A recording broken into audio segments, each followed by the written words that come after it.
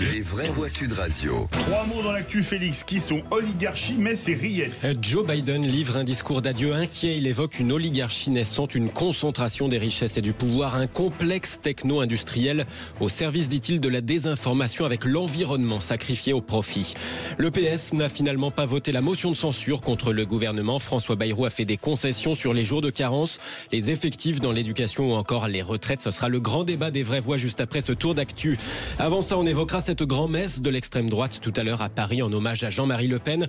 Et cette bonne nouvelle pour le sanglier rillette, la laie domestiquée menacée par la préfecture obtient un sursis en référé au tribunal administratif de Châlons-en-Champagne. Les vraies voix Sud Radio.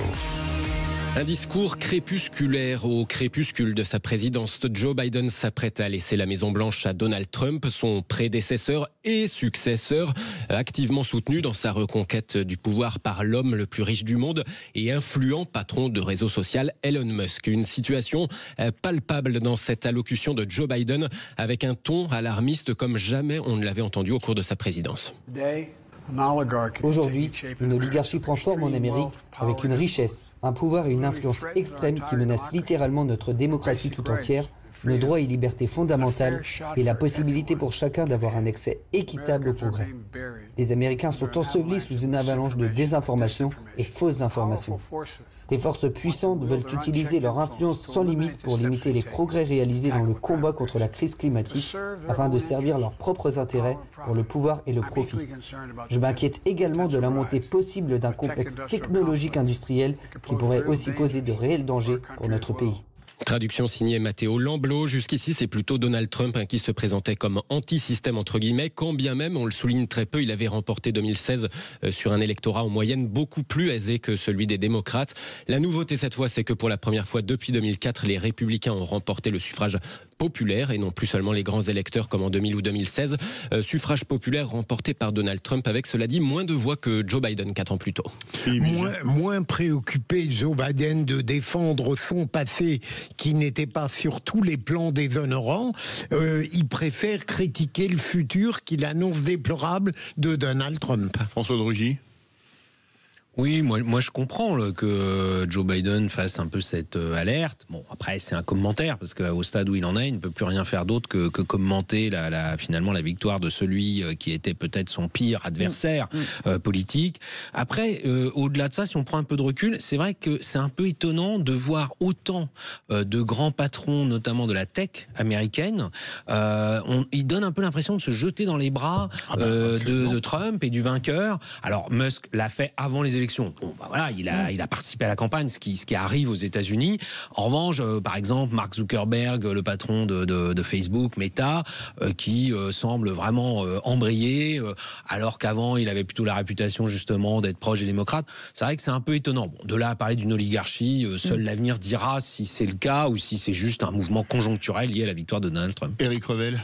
D'abord, Biden, il a un bon bilan économique, l'Inflation Reduction Act, qui est en fait un énorme paquet de subventions pour que les entreprises étrangères viennent aux États-Unis. C'est lui qui l'a mis en place. Lui, il peut, mon cher François de Rugy, demander à son pays de creuser de la fracturation pour sortir du gaz de schiste. Donc ça permet d'avoir une énergie pas chère. Ça, c'est un bilan économique très intéressant de la part de Biden. Maintenant, bon... ils vont à la soupe, je pense. Mark Zuckerberg, voilà, c'est du business aussi, mais il n'y a pas que sur le domaine technologique, la fin des fake shakers, où la tech américaine est en train de revenir en arrière, mais aussi sur le woke, sur la vague wokiste. Je ne sais pas si vous avez vu, il a parlé de masculinité.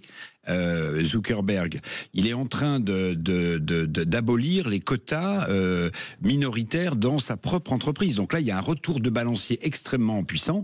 Bon, quant au reste, moi, je suis quand même relativement inquiet, je vais vous dire, parce que quand le mur de Berlin s'effondre, on dit, on va passer d'un monde bipolaire, l'URSS face aux États-Unis, à un monde multipolaire. Mais là, le nouvel ordre mondial, il est en train de s'organiser pour l'instant autour de 2 individus qui s'appellent Donald Trump et Elon Musk. C'est eux qui sont en train de redessiner la carte géopolitique mondiale, l'air de rien. Merci beaucoup. Allez, le deuxième mot, Metz, une bonne partie de l'extrême droite était réunie tout à l'heure en mémoire à Jean-Marie Le Pen. Après la cérémonie familiale dans l'intimité à la Trinité-sur-Mer, cette fois, c'était l'hommage public avec une bonne partie de l'extrême droite réunie dans l'église l'église parisienne Notre-Dame du Val-de-Grâce, avec notamment aussi sa famille, sa fille Marie-Caroline Le Pen, l'une de ses filles, sur un registre intimiste. Puis on les écoute, sa petite fille Marion Maréchal, un peu plus politique. Il nous a appris que même dans les moments les plus critiques, il fallait garder persévérance et joie.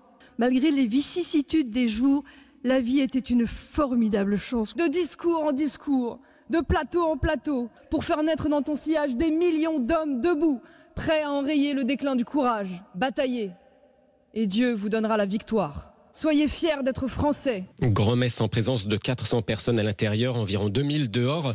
400 personnes et pas que du RN. Les anciens dissidents Bruno Maigret ou Karl Lang étaient présents, tout comme Philippe de Villiers. En revanche, Dieudonné a été refoulé dehors, tout comme Jérôme Bourbon, le patron du journal Rivarol. Troisième mot, rillette, avec cette bonne nouvelle pour ce sanglier domestiqué dans le département de l'Aube. Eh ben oui, on vous en avait parlé de rillette dans les vraies voix, cette lait apprivoisé dans l'Aube. On avait œuvré aussi. Oui, recueilli par celle qui l'avait trouvé quand elle n'était qu'un tout petit marcassin. 2 ans et 100 kilos plus tard, la préfecture voulait la retirer à sa maîtresse en lui reprochant de ne pas avoir mis les formes pour légaliser la situation de cet animal sauvage devenu domestique. Rillette risquait tout de même l'euthanasie. Mais eureka, donc, le tribunal administratif de Châlons-en-Champagne vient de suspendre la décision de la préfecture en référé. Il impose un réexamen du dossier. Soulagement de maître Karl Burger, l'avocat qui a plaidé la cause de Rillette. On l'écoute. Finalement, dans toutes ces procédures, que ce soit de l'ordre judiciaire ou alors de l'ordre administratif, on voit une lumière au bout du tunnel et il appartient désormais à la préfecture de l'Aube de tirer les leçons de l'ordonnance qui sont faites par le juge administratif et comprendre que la situation de Rillette est tout à fait régularisable. Pour l'instant, c'est une très bonne nouvelle. Rillette peut rester auprès de Madame Capet. Là-dessus, on attend maintenant de voir la réaction des services de la préfecture de l'Aube. À la lumière de leur réaction, nous saurons si la situation est définitivement réglée ou si au contraire, la bataille continue. Combatif, maître Karl Burger, l'avocat de la maîtresse du sanglier Rillette. Pour rappel, on reprochait à sa cliente de ne pas avoir déclaré son sanglier avant l'adoption. Sa maîtresse qui nous rétorquait, je ne pouvais pas deviner qu'un marcassin perdu allait débarquer chez moi. La dernière hure de Rillette n'est pas arrivée. La hure. On avait compris. Non. Félix Le Chat, j'ai pas compris. Non, Félix est médusé par la blague. En fait. C'est pas qu'il a pas compris, c'est que... On la sentait venir. Voilà. Et la femme du sanglier, comment on l'appelle la femme du sanglier? La hure. La hure. Ah oui. Ah Oui. Je vous avais dit la lait. Ah non, là, ça c'est pour le cochon. Oui, mais le la sanglier hure, étant un cochon sauvage. vous avez de la Je vous culture, signale que ça veut dire que personne ne l'écoute, sinon il aurait fallu rectifier au moment où il l'a dit. Je dis ça, je dis rien. Oui, mais peut-être que lait ça passe aussi, vu que ça marche pour les cochons et que le sanglier est quand même une sorte de cochon sauvage. On fait un Soyons débat précis. Moi, j'avoue que j'ai cru un instant que c'était quelqu'un qui avait voulu faire des rillettes de sanglier. Mais Ouais. quoi, j'étais complètement à côté de la plaque. Allez. Et je me suis dit, Monsieur Burger, lui, a voulu faire un hamburger avec des rillettes de sanglier et la préfecture lui est tombée dessus. Mais pas du tout, en fait. Vous c'était échappez l'histoire. à ce qu'on a voulu faire avec Philippe Pierre, les rillettes du Mans, Voilà, bien c'est sûr. ça.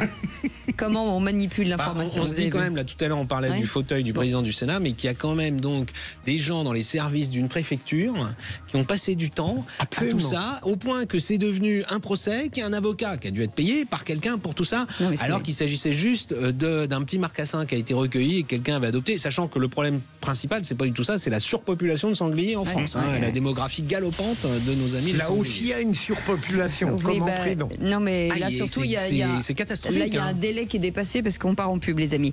Les socialistes là.